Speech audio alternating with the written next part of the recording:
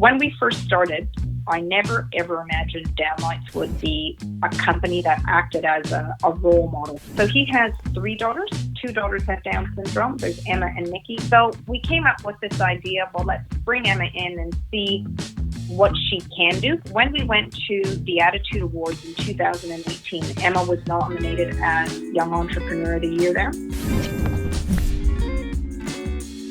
Now, it is one thing to make candles, but it is a totally different thing to make a really quality candle. And that's actually really how Tony and I met and how we got started in the business, because he just wanted to give Emma something to do and thought making candles would be a good thing to do. So he bought a little candle making kit. And Emma was his daughter. So he has 3 daughters. 2 daughters have Down syndrome. There's Emma and Nicki, and then he has Claudia and Harrison as well, who are older. Lovely, lovely family. So I was introduced to Tony through a mutual friend of ours, and we met for a coffee, and I met Emma, and he was sort of telling me his story about his life and told me everything that had happened with Emma. She'd applied to over 20 jobs and people didn't even respond. That for me was really heartbreaking. And I was actually just talking about this last week when we did a Facebook Live, and Tony mentioned to me how one of his biggest worries is what would he do if he passed away for Emma and Nicki? How would they be able to look after themselves? What level of independence would they have? And I'm a solo mom, and I don't have children that have a disability, but the word still resonated with me as a solo parent. And that hit me so hard that it must be so much harder for him and his thinking than that thought that I'd actually had as well. So we came up with this idea, well, let's bring Emma in and see what she can do, because it's expensive getting set up to manufacture. And I heard where Tony was, and I said, there's no need for him to go out and buy a bunch of equipment. I've actually got everything. Let's make enough candles to sell at a market. And when Emma came in with him to work for the first day, it was maybe 3 days after that, I could see this young lady who had absolutely no independence. Tony had no independence. The two of them were joined. They were just linked to each other. It literally took her 4 hours to make one candle because she was constantly needing Tony's reinforcement, approval, cuddle, hugs. It was so hard, Ryan, honestly, to watch it. My heart just broke for Tony of the pressure that he would have. And that was Emma, one daughter with Down syndrome. And I thought, geez, we really need to foster some independence in Emma, not just for Emma, but also for Tony. So we did this first market, and that was when things went absolutely crazy. There was a little article in the Pahutakawa Coast Times, and that was picked up by Tim Wilson from 7 Sharp, Duncan Garner, and it went absolutely mental across New Zealand. We sold a candle a minute, and, it was unbelievable because when we got the call from Tim Wilson to say, we'd like to do a story on you, I thought, oh boy, what are we going to do? So this was... Yeah, because now you've got the success and the awareness, it might end up with, well, now you've got a lot of orders and all this pressure. We didn't have a name for the business. We didn't have a website. We didn't have a logo. We didn't have all the elements that you should have in place before you go on 7 Sharp. So for 4 days, I went, all right, product shots. First, we had to pick the range, do the wick testing. The wick testing didn't even come until after the pictures were taken. So it was, let's get a glass. Let's get lids. Let's get fragrances. Let's get the photos done. Let's get the stuff loaded up onto a website, which we put on Illumina's website. So it was like frantically creating things on the website, frantically creating a Facebook page, an Instagram account. 4 days, tagline, look, love it. Everything done. Didn't sleep for 4 days. And Emma had such a good time at that market, and she was really starting to come out of her shell with these interviews that she was having, and you could see this growth in her, Then, cool. Boom, sold a candle a minute for 2 days after 7 sharp, and the brand was born. We were picked up after that from Disney's channel called Babel. It's their parenting network, and Disney did a story on us, and that was even funny because I got this phone call. Oh, it's blah, blah, blah from Disney, and I'm like, oh, yeah, hang up, prank call. Phone rings again. It's so-and-so from Disney. I'm like, Disney? Would you actually ever think Disney would ring you? It was just, that was pretty amazing. Then George Takei, Dr. Sulu from Star Trek, yes. He contacted us, and we did a little video clip on his Facebook page, and we had 1.4 million views in 24 hours with that.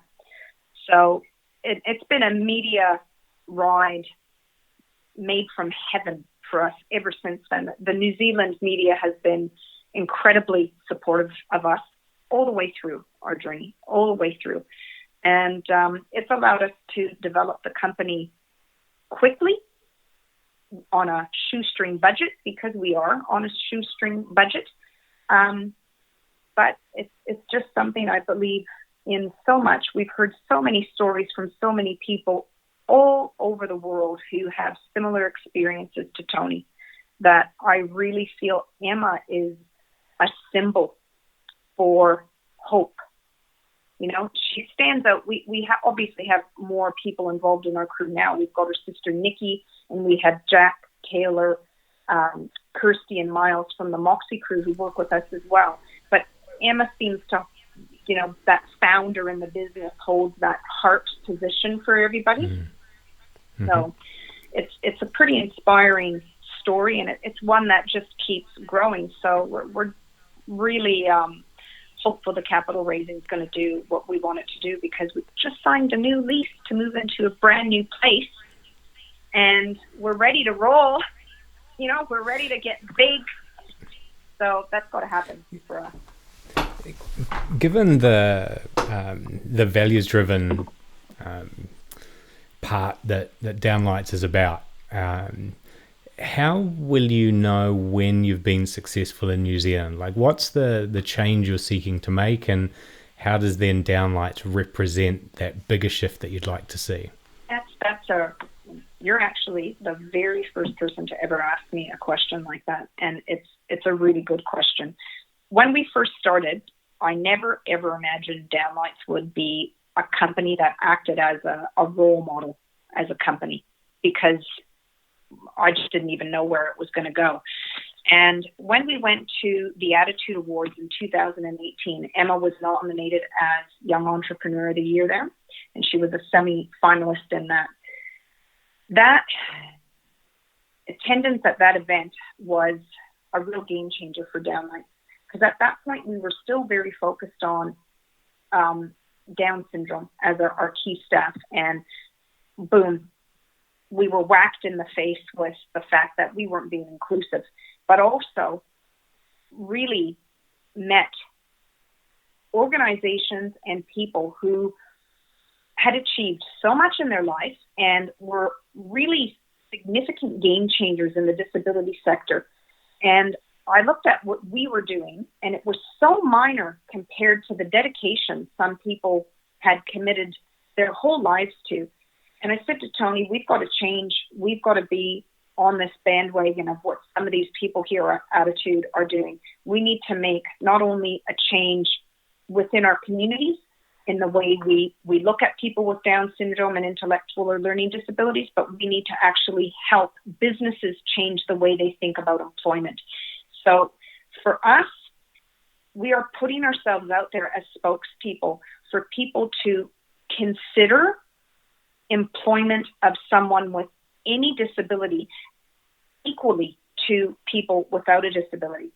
I look at our crew that work with us. They are incredibly focused. They do not answer their mobile phone when it rings during work, because it's put away somewhere and they're not even tempted to touch it. They're very goal-oriented. So you give them a goal, they learn how to do it, they achieve it, they own it, and they really are proud about it. And when you bring that into someone in a business, They're really loyal to your business. They want to come to work.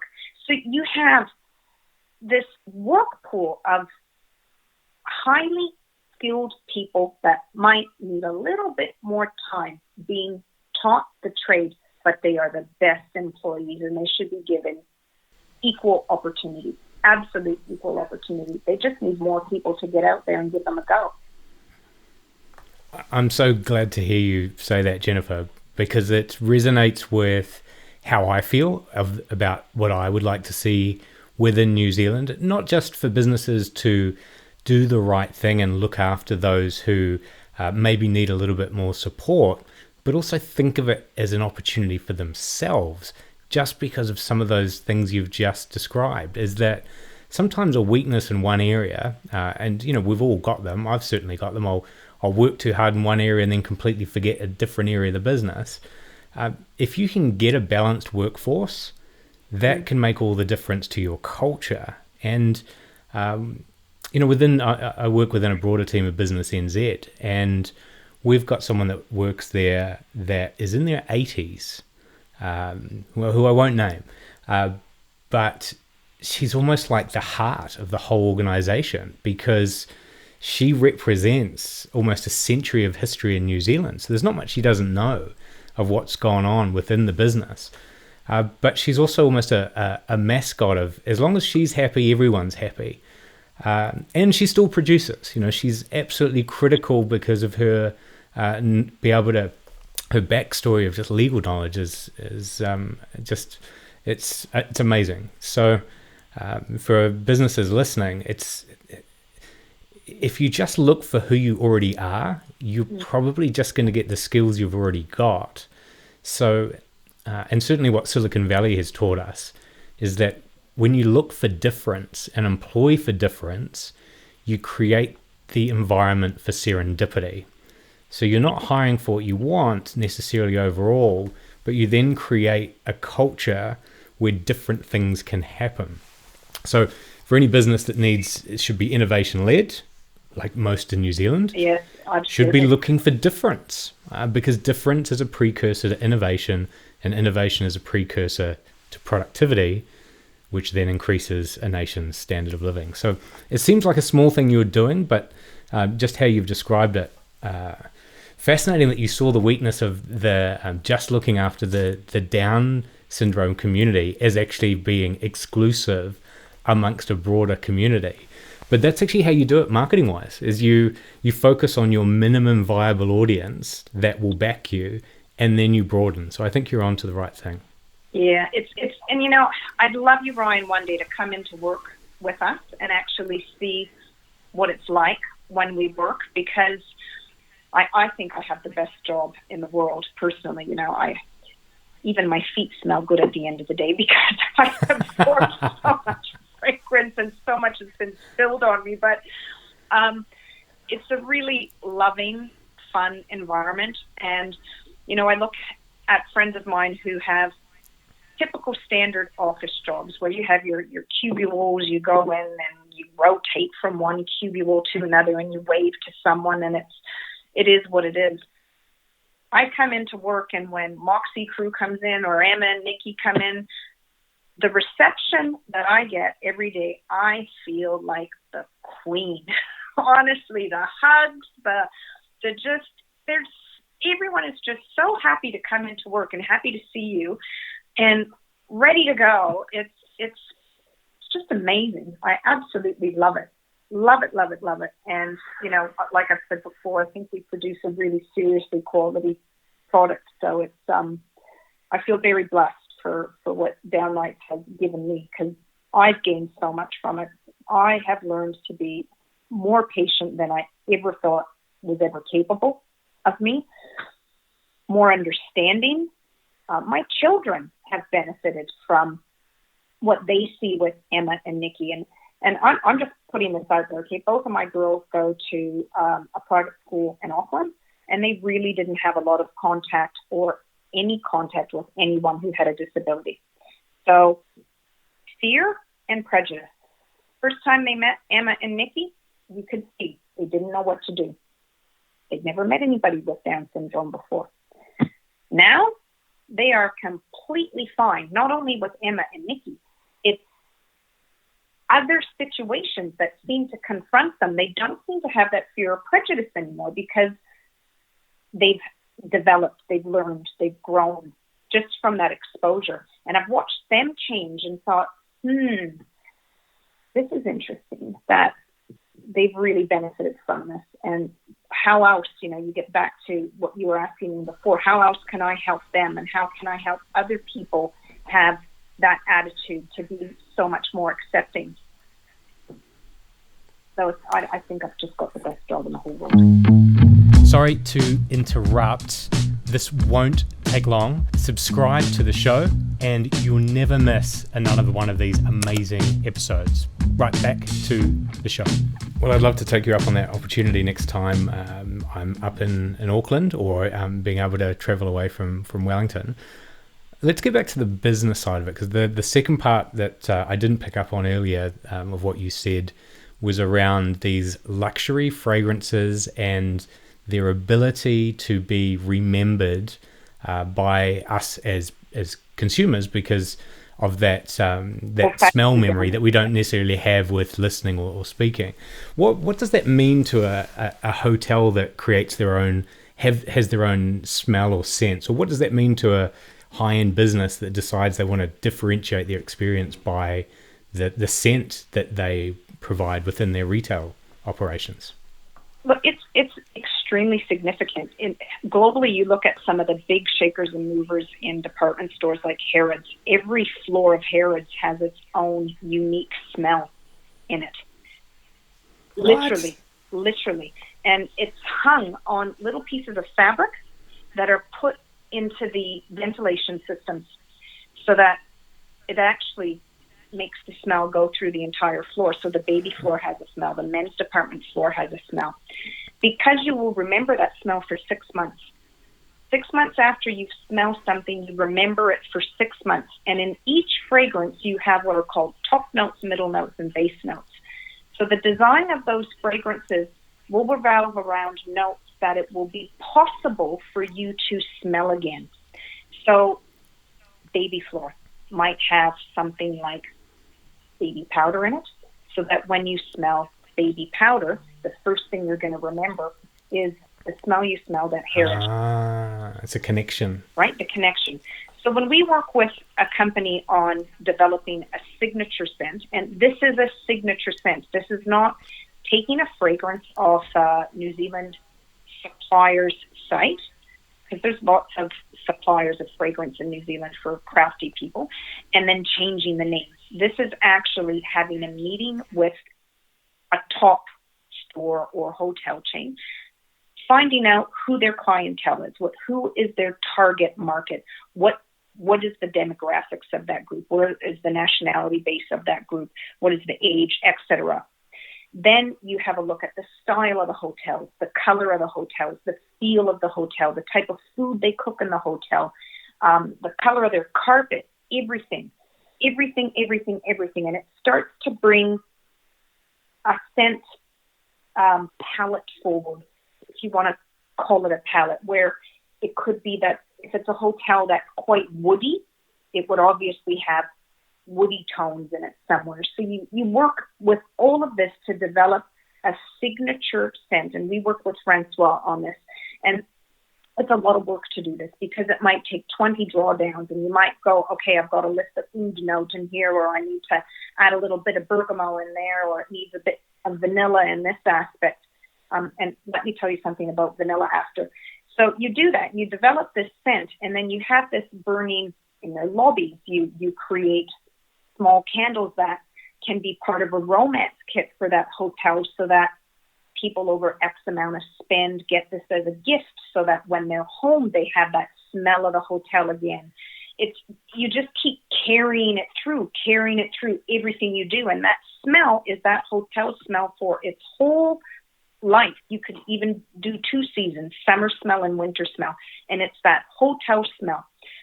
Every time you have something that you walk past in your life that has one of the notes from that candle in it, you will remember that hotel. You will remember that. Super smart. And And in a world where a lot of the interactions with brands have been reduced to a swipe or a tap, there isn't that much that engages that tribal, instinctive, primal part of what we are as humans. So bringing back smell or making scent a core part of the platform, even more so than colors of your logo or your brand, is a smart thing to do. Do you do anything for businesses that, because the other area I find with business is that you have a weakness where you're just online, right? Like you can deliver the product, but it's hard to deliver experience. Can you make your product delivery centered? Is that a smart thing or a silly thing to suggest? No, it's actually, that's actually I'm just writing this down, right?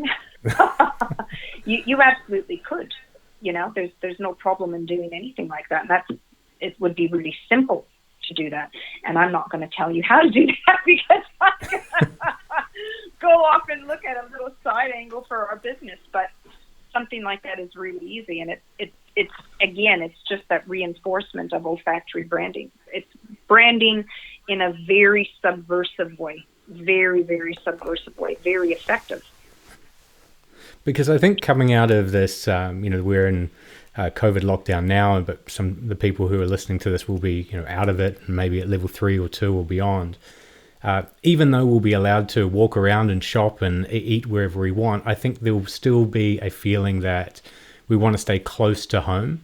So that puts New Zealand businesses at a disadvantage if they want to give them that, that brand experience. So how could they go over the odds versus their competitors in how they're delivering their goods beyond just delivering the good? Yeah, it's a really brilliant thought on that. And look, we're all about smell. We're all about scent. And I just look at when we send a box out and it has candles in it that are boxed. The minute you open the box, you can still smell the candles, even though they're boxed. And it's just that whoosh, here it comes. There you go. So imagine that. Imagine if you were getting your parcel. Well, I'm just thinking in my head right now from Paper Plus. And I ordered from Paper Plus computer ink. And I opened my box and I smell cardboard.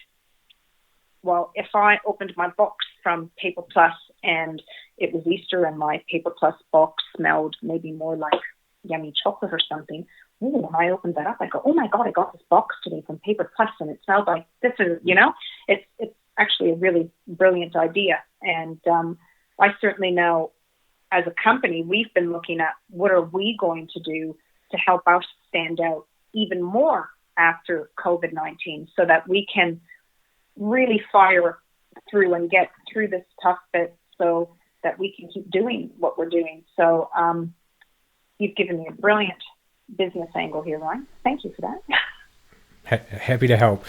For those Kiwis that are enjoying their life in the home but maybe want to make it a little bit more special, where would you say they should start with Downlights? Like what candle should they start with? Is it a range? Is it a particular size or style? Like what's their first point if they're browsing your site? What are they looking at? Well, it's really interesting when I look at our stats on what sells on the site. And we seem to have two groups of buyers. The first thing that happens is you will get people who will buy a fragrance where the name is extremely recognizable, and it will always be French vanilla. French vanilla, French vanilla, French vanilla. 8 out of 10 people will buy a French vanilla candle. So that's in our preserving jar range and in our soy melts because it's a long burning type candle. Okay, so that's always a go-to. And then you will have people who will buy from the Luxe range, which is a luminous range, because they love the look of the crystal cut glassware that we have, and they like the reusability of the glassware as well.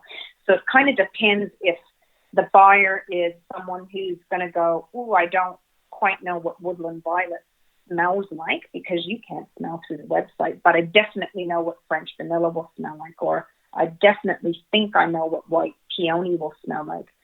So on our site, we've got a few new items coming up, coming closer to Mother's Day, some new fragrances, which are gorgeous, but the little mini range we have is so cute. That so does really well.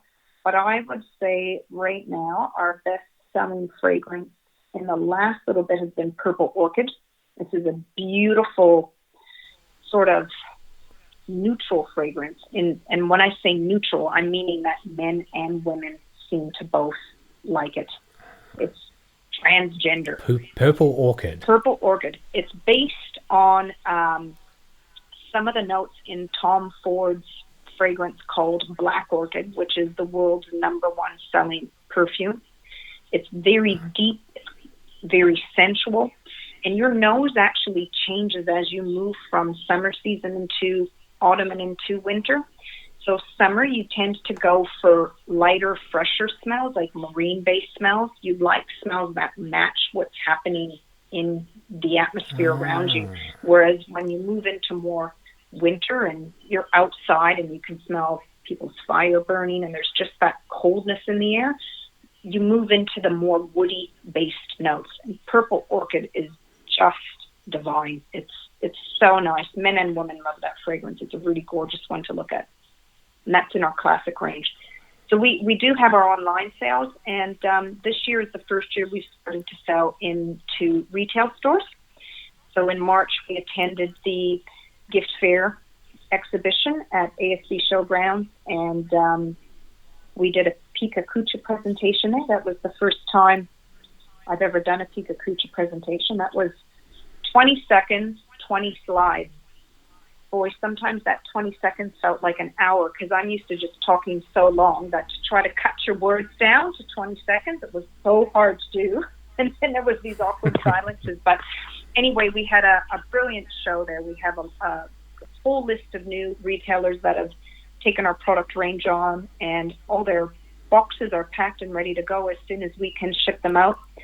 And just a little note to all the businesses that have supported Downlights, and there are a lot of very small gift shops. I really wish you a very speedy recovery from having your shops closed, and we're thinking about all of those businesses that would have suffered from that time that they're shut down. It's a really tough time for businesses, for everyone, really. Because this is it's a health crisis, so it's a health response, which means that in terms of businesses being able to adjust, there's nothing we can really do until the rules change, and the rules will change when we know that we've squashed this down completely. And speaking of rules, Jennifer, we should probably cover off the whole New Zealand made versus not New Zealand made thing. So I'm going to have to come clean on this podcast here and say that Downlights isn't an official New Zealand made license holder. And that as part of this podcast, we actually throw the net a little bit wider than just our own members. And the reason for doing that is that there are some phenomenal stories about people making a difference in New Zealand, and I strongly believe that Downlights New Zealand is one of those. But in terms of the rules we have with the eligibility criteria, there's a component there that's about is there a significant manufacturing process, and the Commerce Commission has ruled through case law that blending and finishing isn't enough. But Jennifer, I think it would be valuable to actually talk about that manufacturing process of all the things you do, even though it doesn't fit our criteria, all the different elements that you're caring about through your making process, which happens in New Zealand, that your customers and retailers should know about.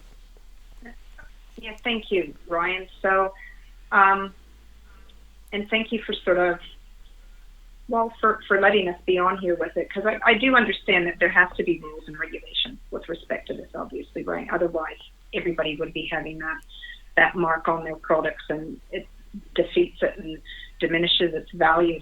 But for us, it's quite a unique situation because soy wax isn't available in New Zealand, and the fragrance isn't available in New Zealand because it's developed overseas. So short of me becoming a soy farmer, I can't afford to do that, and I honestly would not be a good farmer at all because I don't like bugs and dirt. I like candles. So our manufacturing side of it is artisan. It's traditional. We melt our wax. We add the fragrance at specific temperatures, and there's secret temperatures that I'm not going to disclose, but our staff all know the secret temperature. And it's temperature that changes throughout the year according to the outside temperature, according to the humidity. So there's a lot of science that goes into the hand pouring side of it, just in the temperature. Then the fragrance is hand stirred, and not just hand stirred once. When we've got a jug, and our jugs hold 2.5 liters of wax, so 2.5 kilos, which is why my wrist is stuffed from helping everybody hold their jugs. You have to stir the fragrance for a really long time to get it to mix with the wax. And you will pour 3 or 4 candles, and you have to stir it again. But if the temperature is dropped, you have to heat the wax back up. And before we can even go through that process, there's the wick testing. And this is probably the most important part of manufacturing in candles. For every candle that we manufacture, we test the wick for every fragrance for each container. So if we have 9 fragrances for a container, we would wick test for each of those fragrances. And that could be 7 wicks that we test through. We have guidelines on what the diameters would be, but it's quite broad. You can get in one container, you can have a wick size that's, let's say, a number 80, and in another container, or the same container, a different fragrance, the wick size would be a number 45. I'm just giving you random numbers. Mm-hmm. So there's a huge diversity from fragrance within each of the containers, and it's hours and hours of work. And you don't do it just once, you do it 3 times to make sure that you're getting a burn that is long and slow and even, and burns from the center of the wick all the way out to the edge of the glass every time you burn it. So we really do put a lot of work into manufacturing a very high quality candle. And I think even without the Kiwi trademark, that what you've just described there is probably not the way all the other candle makers in New Zealand are making their candles. So I think it's important that you've made that distinguishing feature, that difference of what goes into it. For someone who has just come across this podcast for the first time and has really enjoyed listening to your story around Downlights, where can they buy your candles? They can buy from our website, www.downlightsnz.com. And on our website, we have a list of all our current stockists. Stockists. And we do have some stockists in Wellington as well. We also move around Auckland quite a bit. We go to different trade shows in Auckland, and we'll look at doing something in some of the bigger cities in the near future, because we have people in Wellington, people in Christchurch who have spoken with us about representing Downlights and taking Downlights to a local market or something, so that their sons, their daughters can gain some work experience as well. So this is something we've been working on to see how we can do an extension of what Downlights is doing to help people in other areas that can't do what we're doing. So that's coming up. So if you're out there in Wellington or Nelson or something like that, and you've got a school fundraiser or anything like that, Downlights can certainly help you out with that. And you could bring in people from your local community to help you with that who are looking for work experience. Well, it's been an amazing time listening to you and hearing the work that you're doing at Downlights NZ. And just to hear that this is bigger than just candles, it's bigger than just solving the first problem, which was employment for Emma, to then solving the problem for how can we employ people who maybe don't have the same opportunities as all Kiwis believe that we give each other within the Down syndrome community. And now you've gone bigger than that, which is how do we help anyone who is feeling like they're not getting the Kiwi fair go, which we always expect we give to each other. So I think you're doing the really hard work, the emotional labor, and the candle just happens to be the physical representation of that. And what I've learned through this episode is the details that you're going to take it beyond just a light source to something which gives you a brand scent or a brand fragrance, or gives you something that's completely different to just lighting a candle at home. So well done to yourself, Jennifer, and to the whole Downlights team. And I'm really looking forward to sharing this podcast with our audience. Thank you so much. Thank you for having us on your show today. Thanks, Ryan. And stay healthy through this little bit. Same to you, Jennifer. Thank you. This has been a Kiwi original brought to you by the New Zealand Made team. Thanks for watching. The New Zealand Made trademark is used by over 1,200 businesses in New Zealand. The New Zealand Made team licenses that trademark. Check if you're eligible at bynz.org.nz. If you feel that someone should see this, share it with them now. Otherwise, subscribe to youtube.com/bynzmade. We'll see you on the next episode.